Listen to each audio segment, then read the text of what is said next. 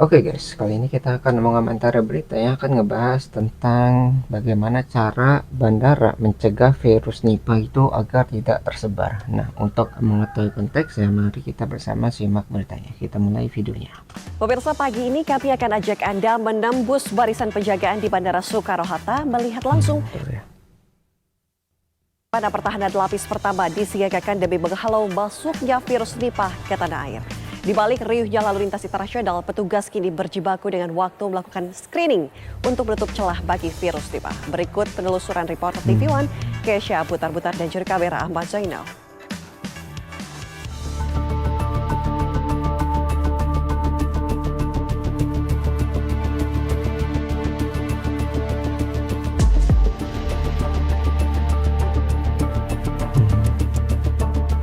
Lalu lintas penerbangan internasional di Bandara Soekarno-Hatta kini kembali diperketat usai munculnya peringatan global terkait virus Nipah.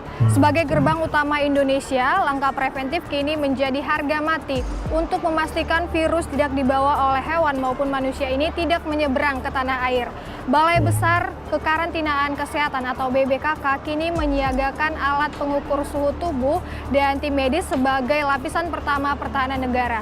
Saya Kisya Butar-Butar dan juru kamera Ahmad Zainal akan mengajak Anda untuk melihat bagaimana protokol kesehatan yang kembali diperketat di gerbang udara kita.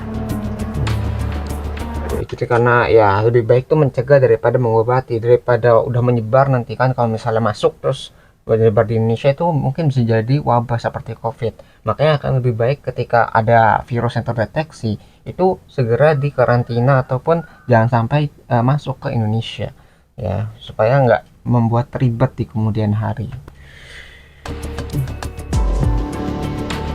Setiap langkah kaki penumpang penerbangan internasional yang tiba di Bandara Soekarno-Hatta diawasi ketat. Thermal scanner menjadi mata digital yang tak pernah berkedip. Suhu di atas 37,5 derajat Celcius akan memicu alarm peringatan.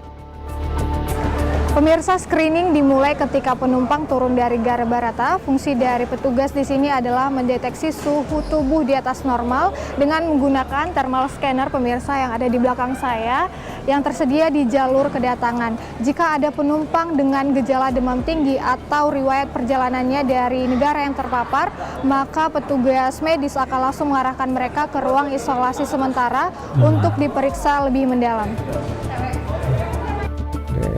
Ya, jadi kayak apa ya, suhu tuh kayak gejala awal orang tuh sakit kan. Nah, tapi yang jadi masalah ketika penyakitnya tuh belum menimbulkan gejala awal ini. Misalnya masih awal-awal gitu, si penyakitnya kan kadang belum muncul dan tubuh tuh belum merespon. Makanya mungkin ini bisa lolos gitu kan, gara-gara belum timbul gejala pada tubuh yang telah terinfeksi. Ya, jadi kayak belum terlalu efektif juga kalau hanya dari suhu gitu kan. Makanya kita harus berhati-hati dengan virus seperti ini. Di layar, mata petugas dengan awas mencermati data Electronic Health Alert atau EHAC. Pemantauan secara khusus dilakukan terhadap rombongan besar dan mereka yang datang dari India, Bangladesh, Thailand, dan Nepal. Kalau saat ini yang kami lakukan di Bandara Soekarno-Hatta ini adalah dari beberapa negara, yaitu yang kami lakukan pengamatan pada pelaku perjalanan, yaitu yang berasal dari India, kemudian Bangladesh, Thailand, dan satu lagi Nepal. Kemudian ada juga beberapa rombongan-rombongan yang pergi secara berombongan yang memang secara risiko kami nilai itu adalah mempunyai potensi risiko tinggi. Itu kami lakukan juga. Jadi satu hari kami melakukan pengamatan itu atau pengetatan pengawasan itu lebih daripada 54 penerbangan di Suta ini. Ya, jadi nggak semua dari suhunya, tapi dari mana orang itu berasal gitu. Kalau misalnya dari daerah yang memiliki potensi membawa virus, itu juga harus diawasi dengan ketat gitu ya. Tadi kan di beberapa bagian negara yang sudah mungkin tertular di sana. Makanya daripada ngambil resiko, mending diperketat ataupun diisolasi terlebih dahulu daripada menyebar di dalam negeri gitu. Data dan BBKK memantau pergerakan penumpang secara intensif. 4 unit thermal scanner disiagakan di lokasi strategis. Para penumpang yang terdeteksi memiliki suhu tubuh di atas normal atau menunjukkan gejala awal akan segera ditangani oleh tim medis. Untuk mengetahui awal kan nanti ada mapping risiko melalui Indonesia. Kemudian setelah turun kita lakukan pemantauan tanda dan gejala. Pemantauan tanda gejala itu ada dua, pemindaian suhu tubuh dan observasi visual oleh petugas kami. Kan ada tuh petugas tuh, jadi petugas tuh mantengi. Nah dari situ kalau ketemu yang tanda dan gejala, maka dilakukannya sama kayak tadi saya sampaikan, itu dibawa ke poskes, di poskes dokter melakukan assessment. Dari assessment itu kemudian ada dua, satu adalah bergejala ke penyakit menular atau tidak, kalau iya bagaimana dan sebagainya, sampai kemudian dia dievakuasi kalau memang ada kecenderungan bahwa memang dia suspek Nipah gitu. Ya, itu yang jadi masalah kalau misalnya tidak muncul gejala gitu. Jadi karena nggak ada gejalanya terus lolos. Nah ketika sudah diloloskan nanti baru sakit. Nah itu yang menjadi masalah. Mungkin itu yang kayak COVID kemarin kan yang terjadi itu gara-gara orang tuh tidak menunjukkan gejala tapi dia memiliki penyakit tersebut gitu ya. Jadi emang agak sulit gitu ya pengecekannya ketika orang tuh tidak memiliki gejala-gejala sakit tadi gitu, dan ketika baru udah masuk udah lolos gitu ya lalu menyebarkan penyakit pada dirinya ke orang lain. Ya itu yang jadi masalah ya, harus bagaimana nih caranya nih orang yang nggak ada gejala bisa terdeteksi juga. Selain menggunakan pengukuran suhu tubuh menggunakan thermal scanner, petugas juga menggunakan thermal imager sebagai bentuk pengawasan berlapis. Alat itu pemindai suhu tubuh, kemudian observasi tanda dan gejala. Pemindai tubuh ada dua yang kami pasang, satu adalah thermal scanner yang tadi itu ada 4 kamera, satu lagi adalah thermal imager yang kita letakkan di depan sana, di belakang sana. Kenapa ditaruh di sana? Karena inginnya ada double screening. Jadi screening pertama dengan thermal scanner, kalau ada yang lolos, kemudian kita lakukan menggunakan thermal imager yang kami pasang di depan klinik. Nah, thermal imager itu mempunyai jangkauan pengukuran 5 meter dari tempat dia dipasang. Virus Nipah memang belum terdeteksi di tanah air, namun tingkat kematiannya yang tinggi membuat otoritas tak ingin berjudi. Kementerian Kesehatan mengimbau kewaspadaan terhadap virus Nipah. Penyakit Nipah di Indonesia, Kementerian Kesehatan telah mengambil langkah proaktif.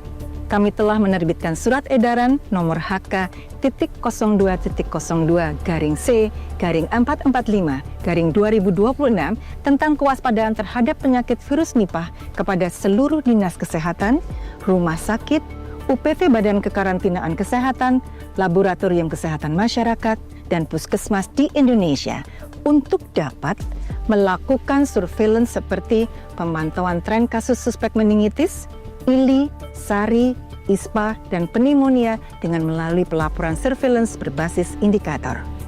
Melakukan penemuan kasus melalui sindrom pernafasan akut berat dan sindrom meningoencephalitis akut yang memiliki faktor risiko sesuai definisi operasional kasus mengacu pada pedoman pencegahan dan pengendalian penyakit virus Nipah yang dapat diunduh melalui s.kemkes.go.id/info-nipah.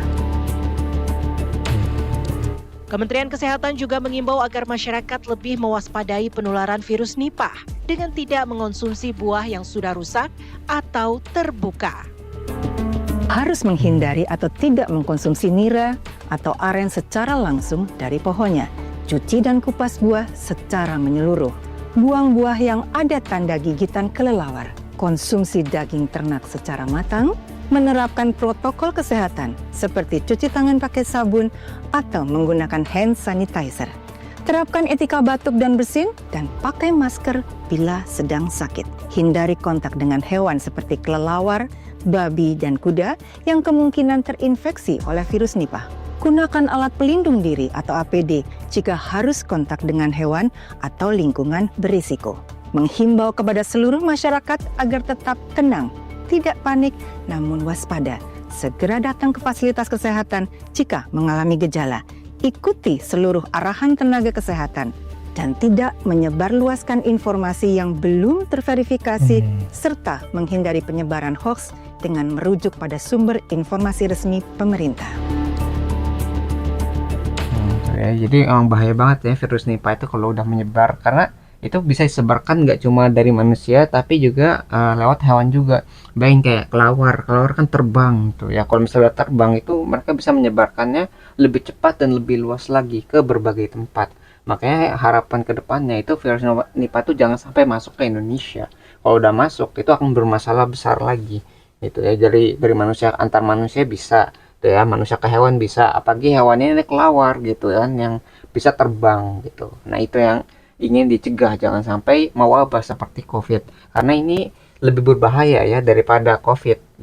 Tingkat kematian itu sangat tinggi karena menyasar ke bagian vital di kepala gitu ya, dan ini bisa membuat orang tuh meninggal. Jadi gejala awal tuh mungkin kayak flu, batuk gitu ya, tapi diperparah lagi dengan rasa pusing yang luar biasa gitu kan. Jadi itu yang bisa menyebabkan kematian gitu ya. Jadi jangan sampai kalau misalnya ada tanda dan mulai parah, segera diobati, jangan sampai kita tuh terlambat. Kalau sudah terlambat itu nggak bisa diselamatkan gitu ya. Nah mungkin itu yang bisa kita pelajari dari pengetatan ya, pengawasan di bandara untuk mencegah masuknya virus Nipah di Indonesia. Nah untuk mengetahui kalau kalian tertarik dengan ini ya sumbernya, itu kalian bisa ngecek di deskripsinya karena sudah saya cantumkan. Nah, mungkin sekian yang bisa saya sampaikan. Semoga video bisa bermanfaat. Kurang lebih mohon maaf. Kita ketemu lagi di pembahasan selanjutnya. Insya Allah.